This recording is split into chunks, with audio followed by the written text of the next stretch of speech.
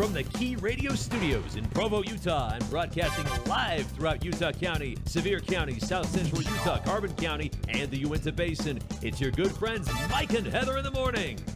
Good morning, good morning, good morning. It is, is it Wednesday? Yes, it is. I just feel like today should be Tuesday. It's just the weirdest thing. But it's a glorious day. It's beautiful outside. Actually, this morning, Mike, I took kind of like, you went outside to do your devos this morning, and I thought that is a fantastic idea. So yeah, I did the same thing. Beautiful temperature. It's perfect. Yeah. So enjoy it now because it's getting up to 90 later, which is great. Oh, man. So you got Mike here. You got yours truly, Heather. Grant is at the controls pushing buttons and making us sound good and all that. And this is like the third day in a row. You have to laugh. Yeah. Like, you have not been wearing shirts with actual writing on them for some time. Are you just messing with me? Yes. You are. Yeah, I knew it. I knew it. You get to add your own. Add your own. It's an invisible message. You got to squeeze a bunch of the lemon juice. Yeah. Thanks and for. then the message appears. Yeah, something like that. No, don't do that. That'd be awful. But guess what? We have in the studio with us our very good friend, Pastor Steve Swinburne of Price Chapel, and he is in the studio. He came all the way from Price to Provo. I'm so thankful. Just to be with us. Yeah, just to be with you guys. This is awesome. It's so nice to see your studio. What a wonderful space. You guys have done a great job. Oh, well, thank you. And now this is fun. This is absolutely fun. We love doing the remotes and doing, like having you come in and do the Skype thing and whatever, but it's just something more exciting when you're here in the person. So, absolutely. I think we've all realized that during COVID-19 not being together, then we could be together again. We're like, yes. Yeah. Oh man, we're at the thin spitting distance. So anyway, this is tremendous. And today we're going to be continuing our discussion on doubt. And you're like, yeah, actually, I've been enjoying our discussions because this is a topic that we need to discuss. But first, we always go into the news. Yes. Sorry. The only thing in the news. What? Well, maybe you have something What else. do you have? Don't it? What do you have? The only thing in the news. Butcher in upstate New York installs 24-hour meat vending machine. Yes. Ron Swanson. Customer response is unbelievable. Well, yeah. Can you imagine? How do you keep that thing stocked? Yeah. In case you missed that, meat vending machine. That's inspired. Yeah. Well, and I got me to thinking about different things that we could put, or maybe if you travel a lot. I don't travel a lot, so I mean, I'm guessing some people that do travel have seen some crazy things in vending machines. Now, like you see in the airport, you can buy the earbuds and all that stuff from the vending machine. Right. And or the claw that drops down and you don't know what you're getting. and Carvana, where you can, put your coin in get a car out the bottom of the vending machine. I mean, that's interesting. But a car, like a real car? Didn't you see the commercial, Heather? Oh, I must it's live Carvana or something like that. Okay. You buy the car, they give you some coin type thing. You drop the coin in, and the car moves through this windowed vending machine device and delivers the car to you. That's so slick. It sounds crazy. Oh. And maybe it's not real. Maybe. No, I've seen it. It's real. Yeah. Is it? Yeah. Okay. It's a real thing. If you've seen it, it's real. I love living. I mean, there's a lot of stuff going on that's really bad in the world, but things like that, you're like, yeah, it's good to be alive. I love still, like a couple of years ago, there was a university that had pizza vending machines. So like you order your pizza and then you could just watch it in the vending machine do all the stuff. It makes it. It makes it and Oh, comes out of man. a vending. It is so brilliant. Hot pizza coming out of a vending Out machine. of a vending machine, yes. And this was years ago? This is a couple of years ago. Is there like a little person in there making it for you? Yeah, his name Little is Oompa Loompa. That's cool. They It's could like, do oh, that. poor guy. No, he likes his job. It's pizza, right? Okay. Oompa Loompas like to make candy, Heather. Oh, I don't know. I think They work for chocolate. Okay. It's in the book. Dessert pizzas. It's really sad. Dessert pizzas. And I think this is a great question to throw out there to our listeners. If you've seen some weird things in vending machines, hey, tell us about it. 855-539-4583. Text us best. Or you can even comment in the Facebook Live You can comment do that, section yeah. as well. But it's a family friendly program, so be careful. So I've got this. This is great. Does it compare with meat vending machine, Heather? No, I wish you would have said that last, but that's okay. Can you imagine like having like the bacon slot must be always sold out, right? It's like, Oh, they're out of bacon. again. That's true. Sorry. Florida I don't man. know. We got a Florida man.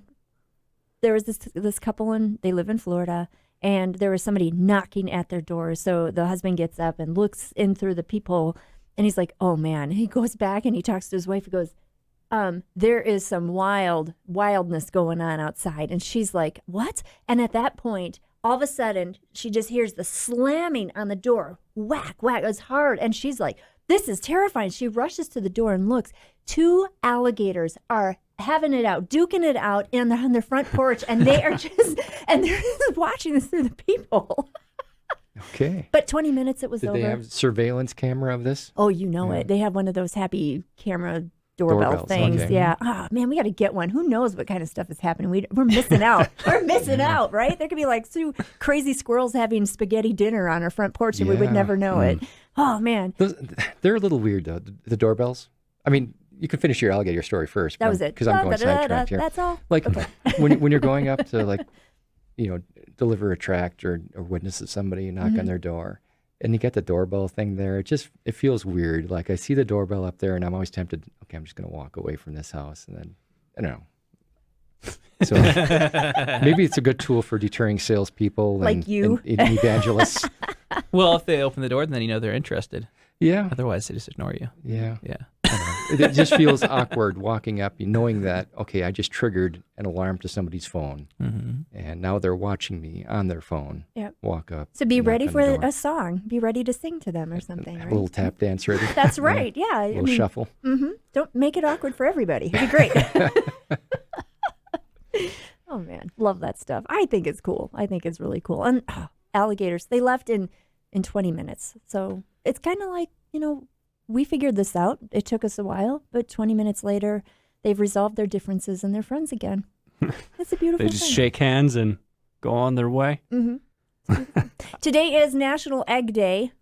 And do you remember that commercial? We talked about this a little earlier. I'm like, oh, it's Egg Day. That commercial that's like, I love eggs from my head down to my legs. Do you remember that one? I remember that. Oh, man. And then it's scrambled or fried with my family or the guys. I love eggs. For breakfast or lunch, dinner or brunch, I love eggs. Let me guess. 1985. It was like early 90s, maybe. They Oh. could. It doesn't Was say. this the response to the government saying eggs are bad for you? Yes, that's Yeah, exactly. And so then they have had an ad campaign the where it's like, National no, Egg no, we all Society love of America. eggs. Yes. So, but I just thought that was kind of fun. So, All right, let's get to Jesus. okay. Enough eggs, Enough meat, eggs. We need more meat. More alligator. meat. Alligator. Okay. Alligator So meat. today we are talking about doubt. Like, this is a tremendous discussion that we're having because this is not the first. We're talking about the more recent. What do you say? I hate to even say falling away. The whole thing that sounds so mystical and weird. But there is a person. His name is John Steingard. He is the lead singer for Hawk Nelson, and he says, "You know what? I just don't believe in God anymore." But as you're reading his 6-page Instagram explanation, will say it seems to me that it's. There's more to it than that. I don't think he doesn't believe. I think he's just at a faith crisis right now. And he needs some people to speak to him in love and in truth. But he does have doubts. And these doubts, they've been festering for years. And he was actually, because he was in a Christian band, Grew up Christian home, pastor, father, the Yep. whole thing. the whole thing. And then, of course, he's concerned, like, if he's in a Christian band, so he's got a Christian audience, he's having doubts. And now, like, if he's questioning things, he's afraid he's going to lose his job because his job is banned for Christian people. So, Even though they made millions and millions of dollars. or we don't know that. You're I just did. guessing. Really? They They were were like- that good? Yeah, That much money? Wow. I think they were 10 million. 10 million. Wow. I mean, it got split That's up good. between the 4 of them, but Yeah. Yeah. I don't Not bad. know. And then they've got their ages. But this is a serious thing because he's like, if he expresses doubt, he could lose his job, and then he would be able, like, he wouldn't have work, and he has to provide for his family and so on and so forth. And so now his band isn't really doing anything. They're not on the road. They're not really writing anything right now. All four of them, they kind of have different jobs, which is, it's just great. But now he's like, now I feel like there's no pressure. So all this time, he's concerned about what other people are thinking. He's concerned about he's not alone, I guess is where I'm going with this. He's not alone. People who have doubts, they're concerned. They're going to lose the love of their family. They're going to lose their jobs. They're going to lose their whatever. This is serious business. And maybe, my friend, you're listening right now saying, yeah, there's a lot at stake here, and I can connect with this person. Let's talk about the issues here. We really do need to talk about these. And one of the things Satan loves to do is isolate us from people. And so when we have these doubts, all of a sudden the lies start coming in, and we're hearing them, whether it's coming from the evil one himself or it's just in our own insecurities. This is not a time to be alone. This is the time to reach out. Okay, we don't want to avoid the issue. He's not alone. Lately, we've heard a number of others who are high-profile Christians, and they're saying, I just don't believe in God anymore. But then when you read more into it, you're like, there's more to this than meets the eye. So that's why we're having these discussions. Okay? Mm-hmm. Yeah. And, yesterday we talked about there's really kind of two roads when somebody walks away from, or two options, it seems like, when people walk away from the faith. Either they didn't know the Lord to start with. They didn't have that relationship to begin with, and they were just kind of, moving. You grow up in a Christian home, you know the language, you know what to do, but you're not really saved. And the other would be, okay, you're walking away from the faith, you're saved, but once you're saved forever. It's a done deal. And that's God's work in your life. It's not something you can turn off. Right. So at that point, he's likely going to be the subject of discipline by the Lord to bring him back. And so we have these two roads that we talked about yesterday. So today, we're turning it a little bit different to say, what are they actually believing in? And more specifically, we have an issue here. Cultural Christianity versus authentic Christ following. And those two, that blends kind of weird together, right? So I think this is going to be a most exciting conversation. We need to stand on the firm foundation. And I think it's all important that we all take a little bit of a pulse and say, what am I believing in? And there can be some really wonky things that are out there. So we need to be very vigilant in seeking truth. So I'm excited about this. Do you want to start our conversation into it? I think we should start with the gospel. Yes. Because that is the foundation of everything. And so, Pastor Steve, can you run us through the gospel in about 65 seconds? Yeah, sure. Yeah, so, we have a world that's so messed up, and we see that right now, whether it's disease or whether it's the racial tension in our country. And that wasn't God's original intent for the world. He created a world in harmony, a beautiful, good world. And as humans, we've messed it up significantly. And the good news is that God wasn't content to see the story end that way. And he sent Jesus to come. And I love what Colossians 1:19 and 20 says about this. It says, for God was pleased, he's speaking of Christ, to have all his fullness dwell in him. So all the fullness of the Father is dwelling in the Son. And through him to reconcile to himself all things, whether things on earth or things in heaven, by making peace through his blood shed on the cross. So Jesus' work on the cross is to reconcile all things in heaven and earth to the Father. And there's 4 significant relationships as we appropriate that work of Jesus to our life that he wants to reconcile. First, our relationship vertically with the Father. Jesus offers this forgiveness in our place so we can have that relationship. Then our relationship with ourselves, that we can find healing in our own lives, and we can love ourselves because we can't love others till we love ourselves. And then he wants to bring reconciliation to a third relationship, our relationship with each other. And we need that more than ever in our world right now. And then fourth, I think our relationship with all of creation. Romans 8 speaks about this, how creation groans and yearns for the sons of God to be revealed. And so Jesus came to bring reconciliation to all those areas. And then 2 Corinthians 5 tells us, as we receive that into our lives, then he gives us a ministry of reconciliation. Then we can be part of bringing his message of salvation and reconciliation to the world. And we need that in our world today so much. Amen. Amen. And what's really striking too is that in that first passage that you read, it says through the shedding of his blood. This is a serious thing. We cannot view our sin as just something like, oh, it's a little blip. And because I think if we look at it that way, we won't understand the love that God has for us. And then all these weird questions are going to come up. We're going to talk about a couple of those questions tomorrow. But it's a very grievous thing that we rebel against the Creator God. It's treasonous, right? And there needs to be punishment for that treason. God is a just God. It's not like you can say, all right, I like this love God. I don't like this wrath God. I like this just God, but not if it applies to me. We have to take God as he is fully. And all of those things do not contradict each other. In fact, if he wasn't wrathful towards sin, is he really loving? You have to ask these questions. And God is so much other than us. He's not some big glorified human being. That's not who he is at all. We are his creation. He created us. That means he's other than us. He is the only one who is perfect. He is the one who defines what good is. And guess what? We are not. So this whole thing about the gospel is so very critical that we understand it. And it's easy to understand. Kids understand this. I'm a kid. My mom says not to do something. What's the first thing I'm going to do? I'm going to do it. Do I think that's good? No, because I know that I need to obey my mom, but I still do it anyway. What is going to happen? I know I'm a sinner. I need somebody to save me. And that is the person of Jesus Christ, who, by the way, is also 100% God. Okay? Now, huge stuff. So that's the foundation of what we believe. Now, there's this thing about cultural Christianity, Steve. Can you explain what that is? Yeah. So one of the statements I've heard that I like to use is the gospel you win people with is the gospel you need to keep people with. Okay. So sometimes people have been won with this cultural Christianity gospel that says, to be an American is to be a Christian.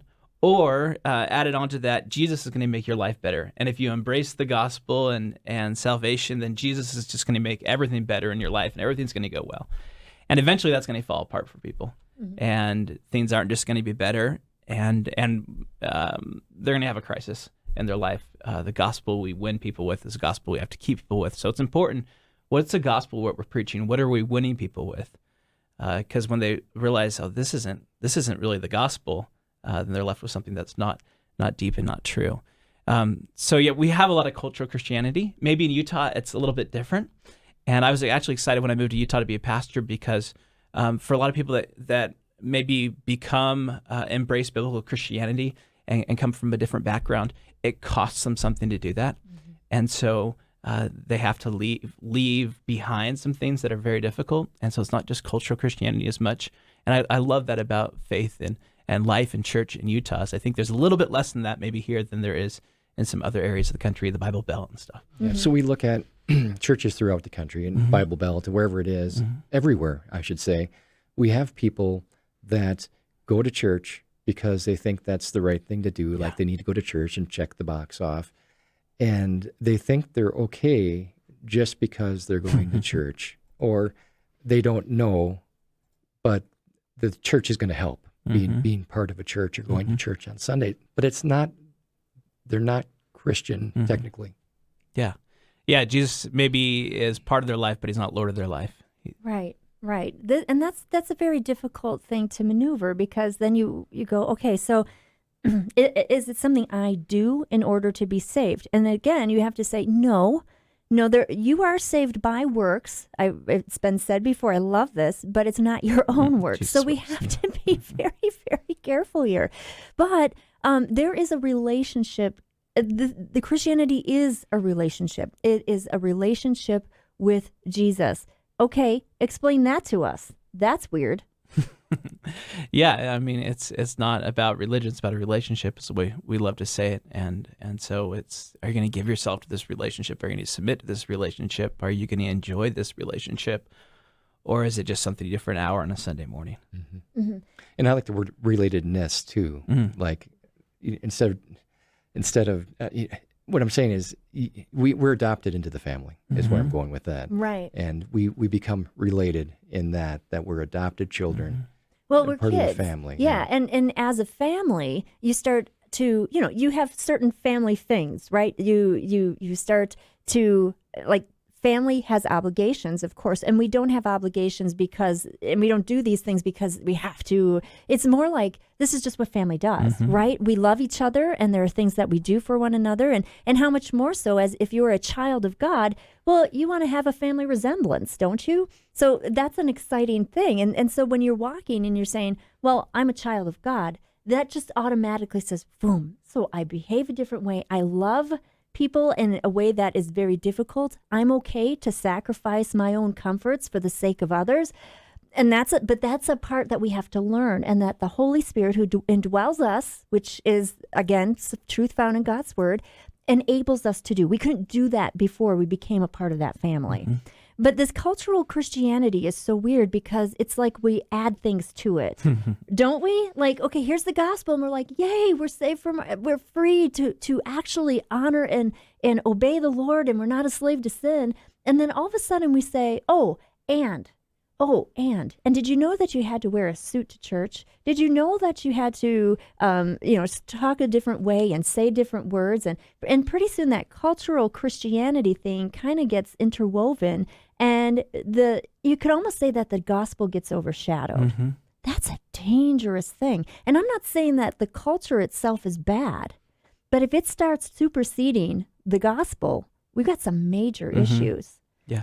One of the things, and the reason, this John Steingard, the reason why this is it just makes me so upset is he was talking about when he was younger, and they would go to these youth conferences, and one of the things that they did was date Jesus for a year. And he said, I found that incredibly manipulative. And you have to sign this little document saying that you're going to do that. And he's like, no. And but at that time, that was like all the rage. That's what I'm kind of talking about, these movements. And are they necessarily bad? I think there's a good heart often behind them, but it creates this legalism and this lack of honesty in some ways. And I've growing up in a Christian subculture, I heard that statement when I was at Bible college of, I'm not dating any boys right now. I'm dating Jesus. And you're just like friend zone. I was like, That's a good one, though. just because no one asked you out and you need an excuse. I'm dating Jesus? That's just weird. But people outside of Christianity go, I'm in it, and I'm like, that's weird, right? It's really strange. But there seems to be, like he said, it feels manipulative. And Because it is. It is. And I think there's something more that we need in that situation, speaking to this. It's not like you're dating Jesus for a year. In fact, no, then you're missing the whole point of who Jesus is and who you are in relationship with him, right? Yeah. And what would be the proper response to this whole thing? Like, is it that I'm dating him for a year? No, it's I love him, and I'm going to submit my whole life to him. When I'm going to cast all my burdens on him because he cares for me. I'm going to rejoice in what he has done for me. I'm going to tell other people about this wonderful Jesus who saved them, and that they just need to just come to him if they are heavy laden. He will give us rest. He will forgive us our sin. You see where we're going with this, right? I agree. I think that's strange. Yeah.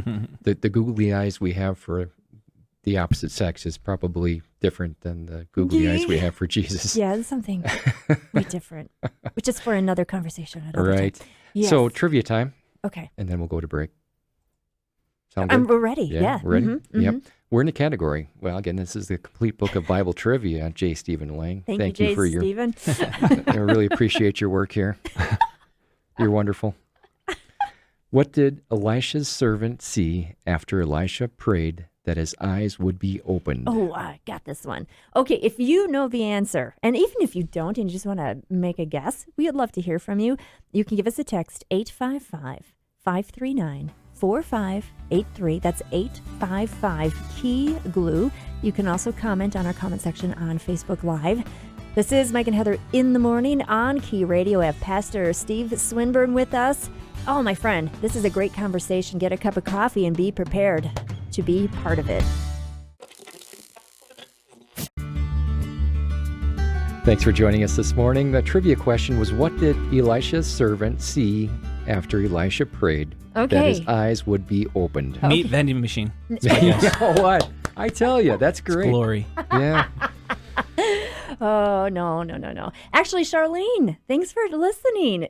She says he saw that the mountains were full of horses and chariots of fire. And then she wrote PTL, which stands, that's Christianese for Praise the Lord. Yes. And it's a fascinating story. That comes from where? Mike? Oh, Second. The book of Second- Elijah. Yeah. Second Kings. Second First Kings. right. Seven- I lost my spot here. okay. Now 17. we'll never know. 2 Kings 6. There you go. It's an incredible story. Nathaniel Wall also chimed in, but he didn't say anything. He just said you should play Rich Didn't say Mullins. anything. You should play Rich Mullins' song on Elijah. Do we even have that? No, Okay. no, And- we don't. Pastor Nathaniel, you should come in and be a guest on our show again. We've been missing you. Yeah. And you We could want to sing talk the- about Chuck Norris. and then you could sing the Rich Mullins song for us. Wouldn't that be great? Yeah. Okay. So, yeah, fun stuff. So keep reading your Bible. You know, we read the Bible not because we want to answer all these wonderful Bible trivia questions from J. Stephen Lang, who, by the way, looked him up. He's a pretty prolific author. I didn't know that. He loves trivia. That's cool. But it's more to just know about, not just know about God, know who He is, and oh, it's just good to be. He's got another book that is like what the Bible doesn't say, right? Yeah, what the Bible doesn't say. We did a series on that, didn't we? We did. We should have got his A couple book. of years back. Maybe we'll get his book and then Maybe do we it could have him on the show. Yeah. again. He'd be like, no. You're using my book We're for gonna have evil instead of good. 55 minutes of trivia.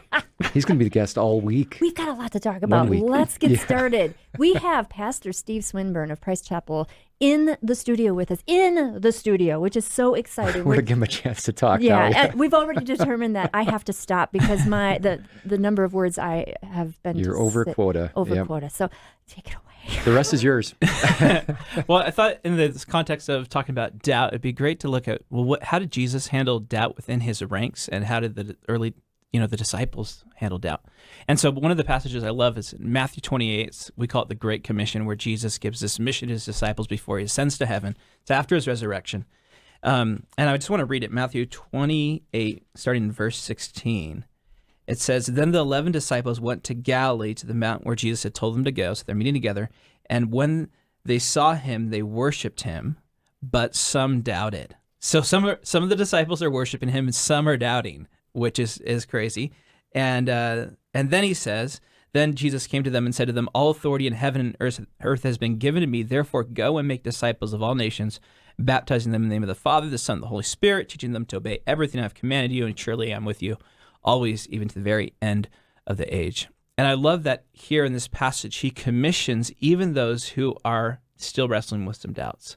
That Jesus, I think, had actually created a culture within his group of disciples where asking questions and wrestling with these kind of issues was okay. It was acceptable.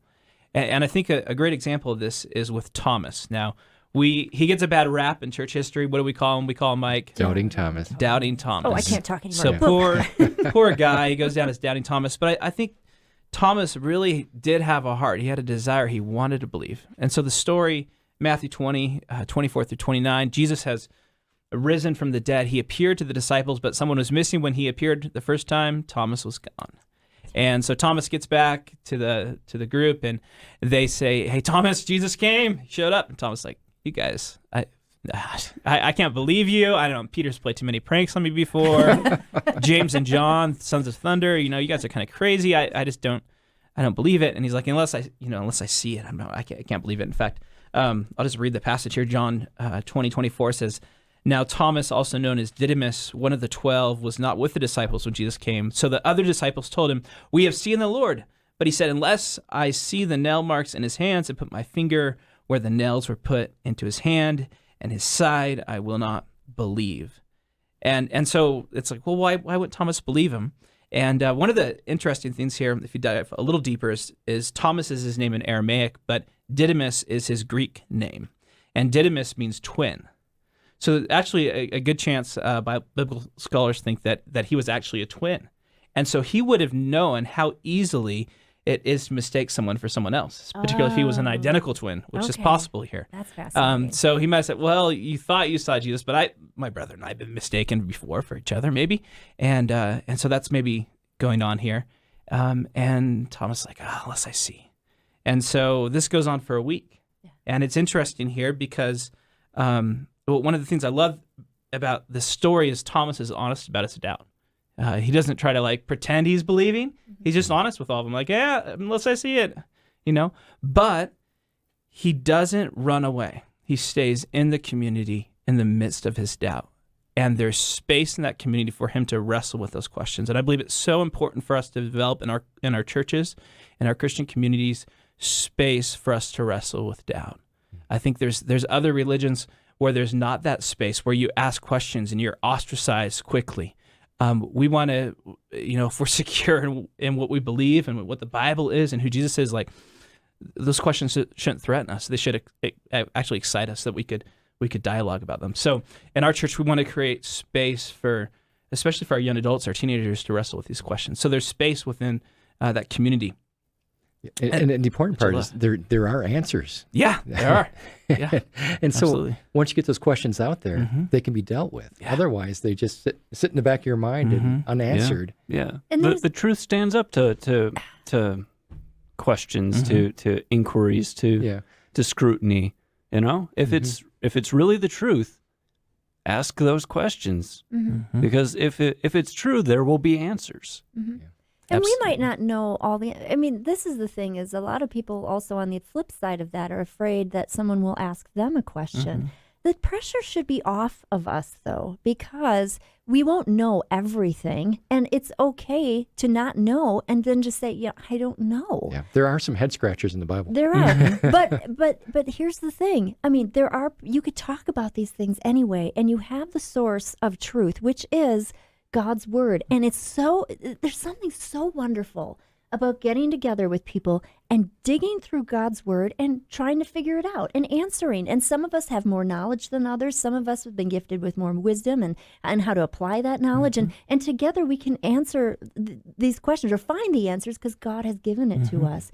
And we have to have, I like what you said, that culture of allowing these questions, allowing these doubts so we can address them, get them out in the open. And in witnessing, one of the people often say, well, there's a lot of inconsistencies in the Bible or things like that. And the response for the person doing the witnessing is to ask the question, okay, can you show me one so we can talk about it? Yeah. And often the response is, oh, okay, I don't know. I haven't actually done the research myself. Yeah. Right. Well, because we're always regurgitating what other people say. That's the other problem. So it's like, yes, let's really be honest about it as well. So, okay. There's this verse that goes with this that I love in Jude 22, and it says, be merciful to those who doubt. Yeah. Save others by snatching them from the fire. So they understand in the early church, okay, we need to be merciful in the midst of people's doubts. Just as Jesus shows Thomas mercy.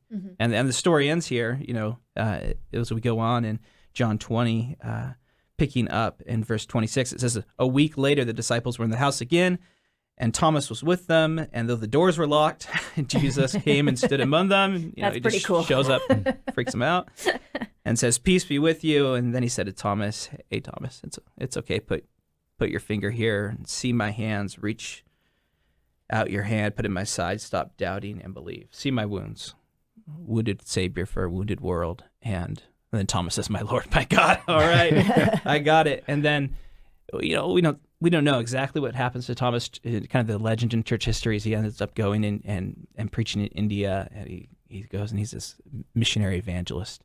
And so it's cool to see the redemptive story for Thomas. But I love that Jesus singled him out. First off, and that's our Lord, right? Here's Thomas. He had doubts.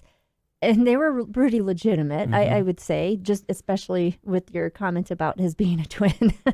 But Jesus doesn't say, "Okay, Thomas, you, I am so ashamed of you." He doesn't rebuke him. He just reveals himself to Thomas. And I think that is a beautiful picture of mercy and love.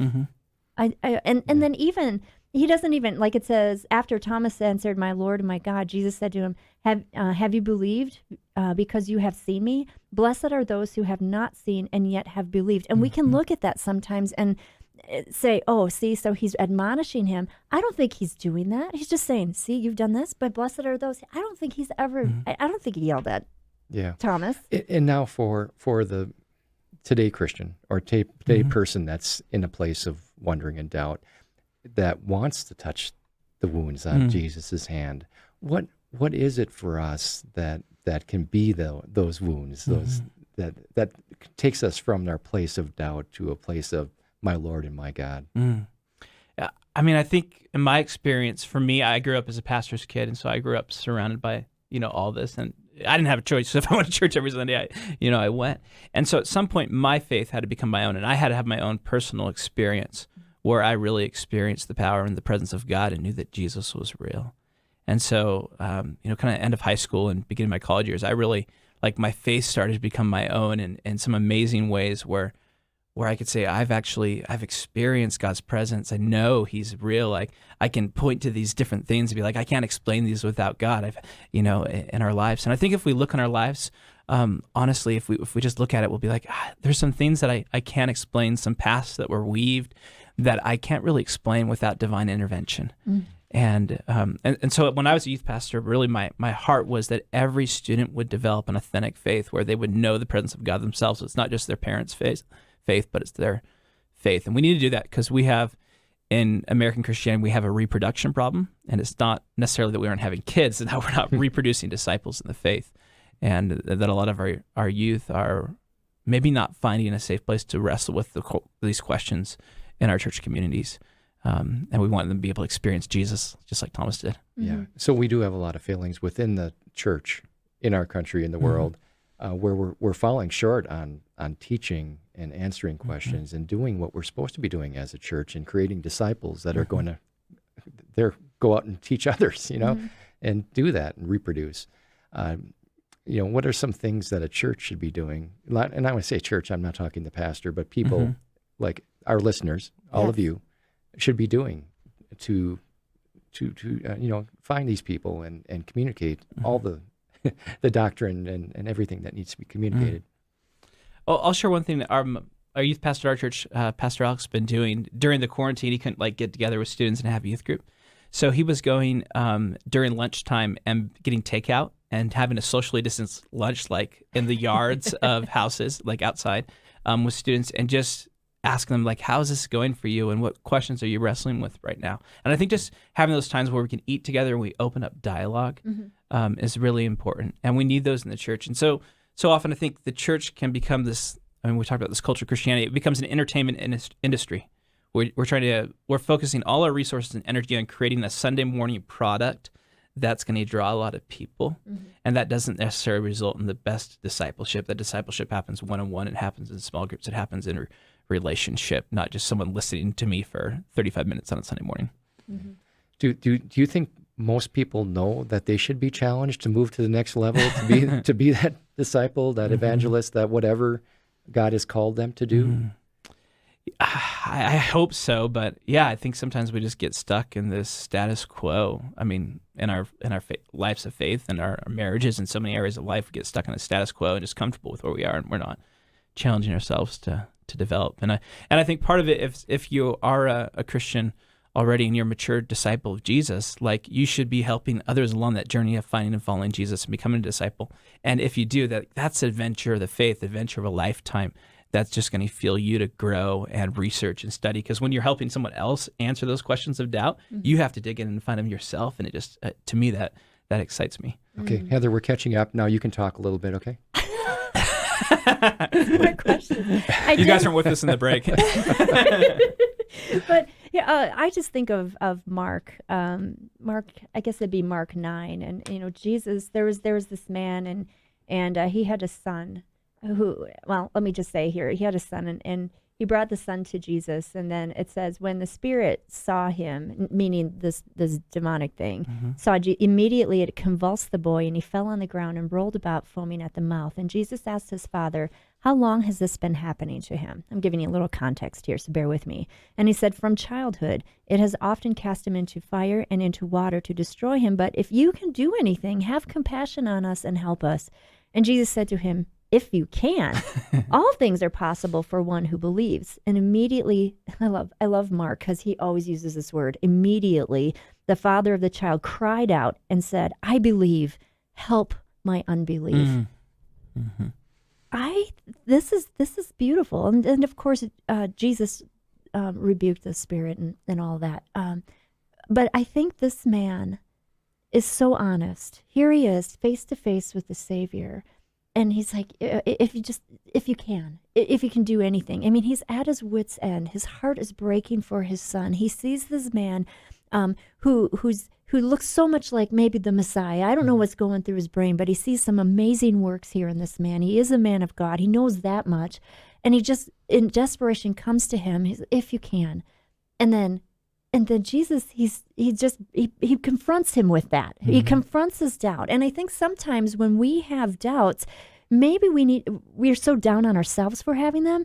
Maybe it's God bringing that up and having you wrestle with that so that you can have a deeper relationship with him. I think we're always so ashamed of our doubts that it just seems to me Jesus pulled that out of the man. And then he just says, "I do believe, just help me with my unbelief." I mean, I just love that picture. And again, it's very compassionate and it's very merciful. And we cannot be ashamed of these doubts. And I love what your associate pastor is doing with teens. Mike, we did something a little sillier. When we were able to help with teens, we had that great ability. And that was, we had some teens over at our house. We were doing Bible studies. And then at the end of our Bible study, we had this chicken hat. You know, it's like one of the, you put it on and it's like a chicken, like a fried, the leg, yeah. And so it was funny, but we had them put in questions in the hat. And then we would pull out a question, and it was a random question, and there was no... The kids would write down questions and throw them into the hat. Yes, and we would open it up and see what the question was, and there was no dumb question, because we knew that if they had questions, we needed to address it. And sometimes did we know the answers? No. Okay, you know what? This one we're gonna talk about next week, and then we did. But there is no dumb question, and if they are having doubts, we need to pull those out, and for us as well. Question. I mean, there might be. But I love that passage you shared, because I think so many people want to believe. We want to believe there's meaning to life, right? And we just need someone that helps us with our unbelief. And I shared this definition in a faith in a sermon a couple of years ago, that faith is a lived protest against the idea that life is meaningless. I love that. And who wants life to be meaningless? And so I think in everyone, there's this desire we want to believe, but there's some things we need help with. And I love how Jesus helps right there. There's a good there. That's good though too, because we always have wishful thinking. How is Christianity not wishful thinking? I mean, that's a good, right? I mean, because everybody has these different belief systems, and even like atheists will say that was it Karl Marx that said that Christianity or belief in God was the opiate of the masses, something like that. So, I mean, is Christianity just one of those things, or is it founded in so much more? Yeah. Well, it's just a crutch. Yeah. No, I mean, there's so much historical weight for Christianity. And one of the things I even love about the Bible is if you start diving in and you see how many, we have tens of thousands of ancient manuscripts that are hundreds, 2,000 years old. And so just, there's some historical truths that you just can't deny. Like Jesus was a historical person. Most people are going to agree on that. There's not many, even atheists are going to say Jesus didn't exist. Right. It's, who was he? And then what kind of story are you going to give your life to? What kind of story are you going to center your life around? And to me, the story of the scripture is the story of Jesus. It's a story. I haven't found a better story to center my life around. Yeah. And that's the other thing too, is we're not focused even on a story or a legend. I mean, this is real. We have a real person of Jesus who is really God, who really died on a cross for your really bad sin, I mean, and there's more to it. It's not just like we have to do and do and do and do, because if you really are confronted with your sin, you realize I can't. You just simply cannot.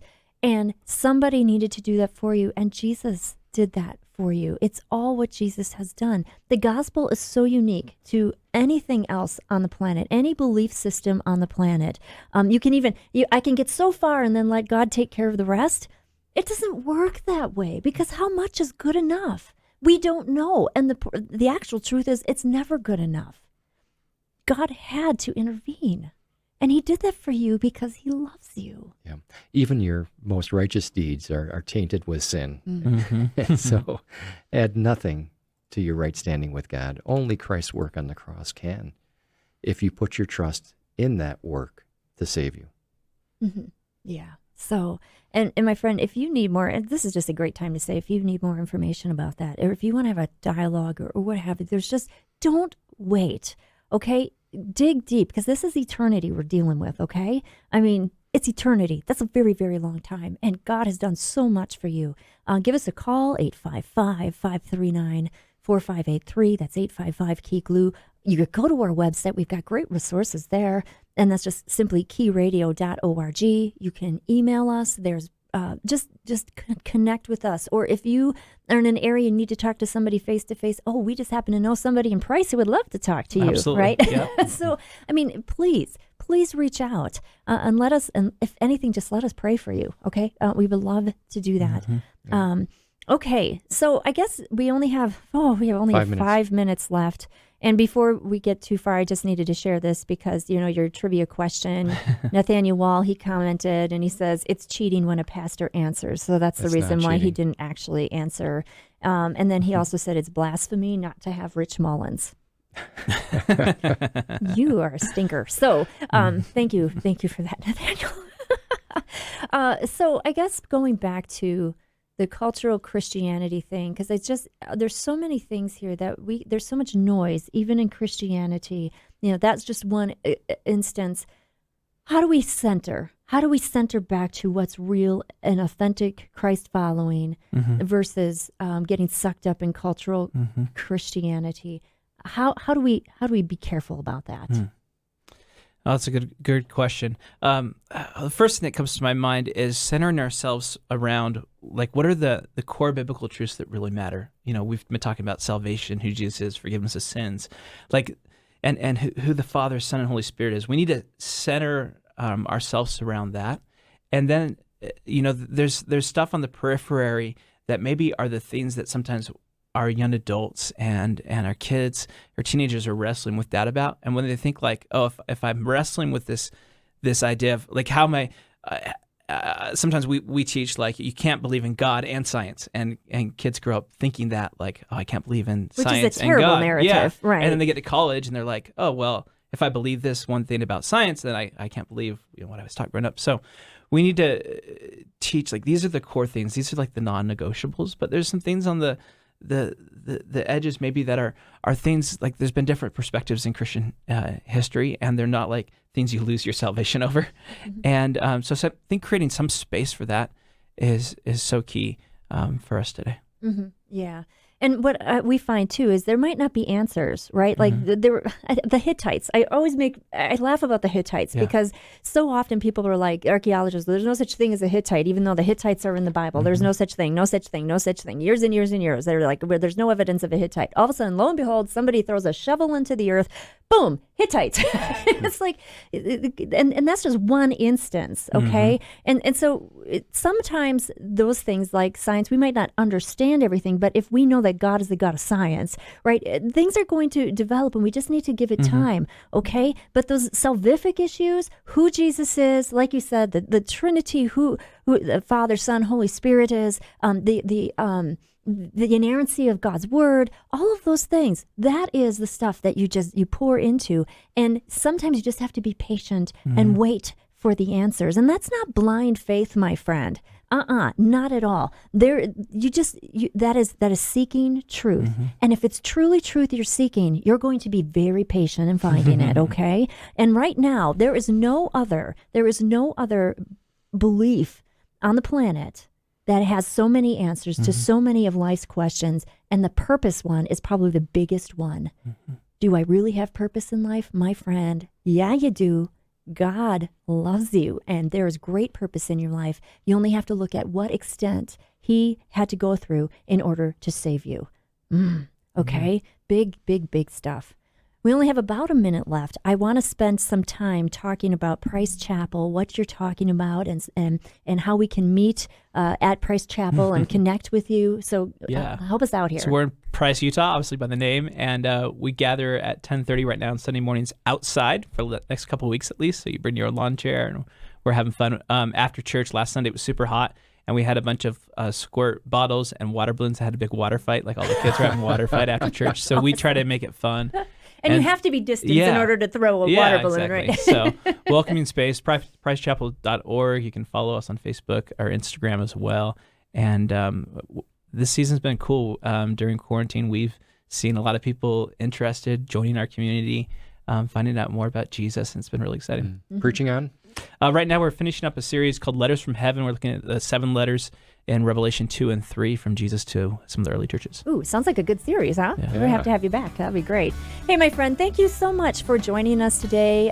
Keep listening, too. All throughout the day, we have some great Bible teachers who are just going to bless you. Thank you so much, Pastor Steve, for coming in. We really appreciate you. Thanks for having me. This is Key Radio, Life Unlocked, Truth Unleashed.